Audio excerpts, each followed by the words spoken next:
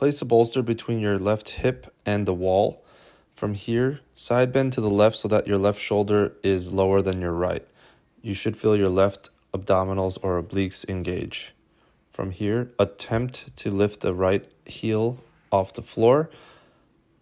Once you get the right heel off the floor, you should feel the left leg muscles, the thigh and the hamstring engage.